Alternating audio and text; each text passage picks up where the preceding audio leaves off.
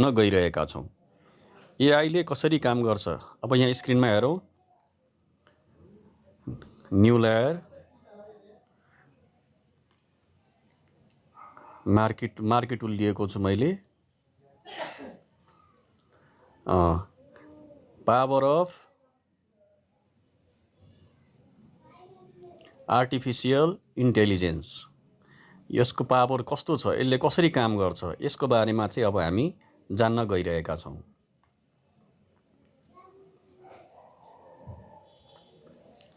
Artificial intelligence, यसले यो अहिले फोटोसप बेटामा उपलब्ध छ।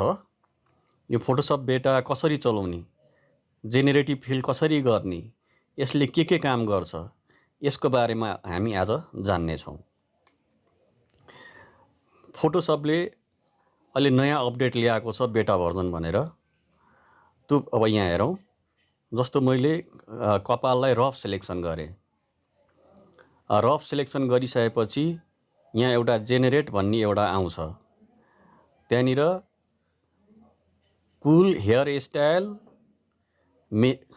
हेयर स्टाइल मेसी भनेर मैले यहाँ लेखिदिएँ। अब यहाँ जेनेरेट गर्छु। जेनेरेट गर्दाखेरि कस्तो देखिन्छ त,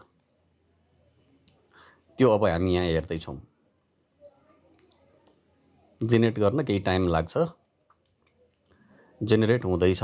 ल हेर्नुहोस्। अब हामीलाई यसले तीनवटा अप्सन दिन्छ। तीनवटा अप्सनमा जुन आफूलाई मनपर्छ त्यो आफूले यहाँनिर राख्ने। अब ल हेर्नुहोस्। अब त्यसै गरी अर्को, अब म यहाँनिर चाहिँ आई ग्लास, सनग्लास हालिदिन खोजिराखेको छु। सनग्लास हाल्नको लागि चाहिँ अब मैले रफली सिलेक्सन गरेँ। अब यहाँनिर मैले सनग्लास भनेर टाइप गर्छु। टाइप गर्न साथ अब यहाँ जेनेरेटमा क्लिक गरेँ। जेनेरेटमा क्लिक गरिसकेपछि अब यसले सनग्लास अब यहाँ बनाइदिन्छ। केही टाइम लिन्छ, केही समय लिन्छ, तर बनाइदिन्छ। जेनेरेट हुँदैछ। अब यसले 2-3वटा अप्सन दिन्छ। यदि मन परेन भने अब यसले यो दियो, मलाई यो मन परेन। त्यहाँ अर्को पनि सनग्लास छ, यो पनि खासै मन परेन। अब अर्को छ, अझै एउटा छ त्यहाँ। अब मलाई मन परेन, मैले फेरि जेनेरेट गरेँ। अब फेरि यसले 3वटा अप्सन दिन्छ कुन चाहिँ राख्ने भनेर। त्यो हामी हेर्दै जाउँ। जेनेरेट गरिरहेको छ। फोटोसपमा यति गर्नको लागि हामीले कति मेहनत गर्नु पर्थ्यो, तर अहिले हामीले रफली सिलेक्सन गरेर जेनेरेट गर्न साथै यसले चाहिँ जेनेरेट गरिदिन्छ, नयाँ बनाइदिन्छ। अब त्यहाँ यहाँ हेरौँ। अब यो मलाई अलिक ठिक लाग्यो।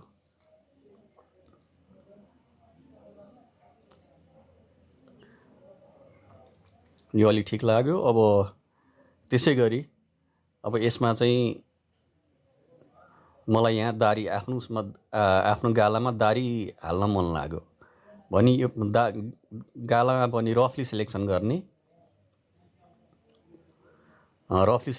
यसै गरी पहिले गरे जसै गरी रफली सिलेक्सन गर्ने र यहाँ रफली सिलेक्सन गरिसकेपछि जेनेरेट टुल्स आउँछ। जेनेरेट टुलमा चाहिँ बियर्ड भनेर चाहिँ टाइप गर्ने।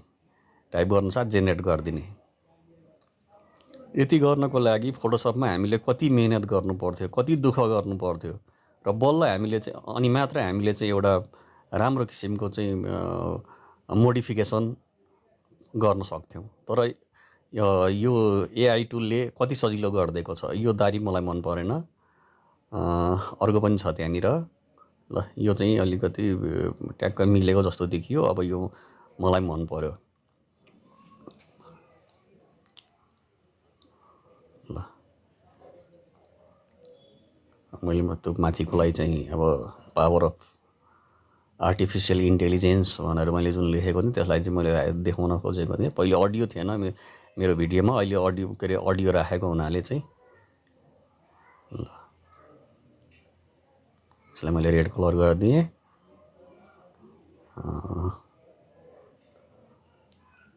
त्यस्तै अर्को फोटो छ।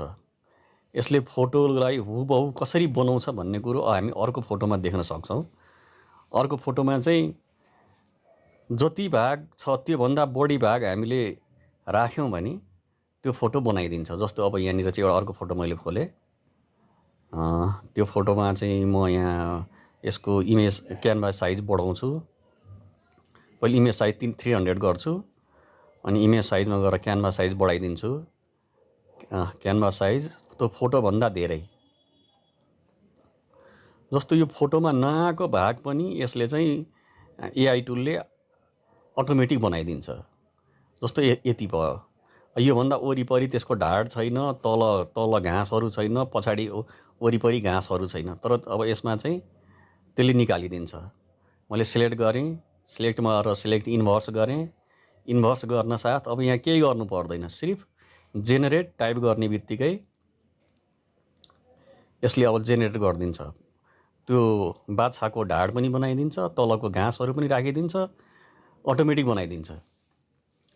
यो टुलले चाहिँ कति सजिलो बनाइदियो। पहिले यति बनाउनको लागि हामीले कति फोटोहरू जोड्नु पर्थ्यो, फोटो तान्नु पर्थ्यो, खुम्च्याउनु पर्थ्यो। तर अब यसले एकै क्लिकमा बनाइदिन्छ। अब हेरौँ, यहाँ काम गर्दैछ, अलिकति समय लिन्छ। ल हेर्नुहोस्, बाछाको पछाडिको ढाड पनि बनाइदियो, तलको घाँसहरू पनि बनाइदियो, वरिपरि सम्पूर्ण कुरो अब जोडेको जस्तो पनि देखिएको छैन। र लाइट मुख्य कुरो लाइट पनि कसरी मिलाइराखेको छ। जताबाट लाइट आएको छ त्यो लाइट आएको भाग लाइट कहाँ पर्नुपर्ने हो त्यो पनि मिलाइदिएको छ। अब भविष्यमा फोटोसपले अब यो बेटा भर्जन हटाएर उस ओरिजिनलमै राख्छ होला, आशा गरौँ। धन्यवाद।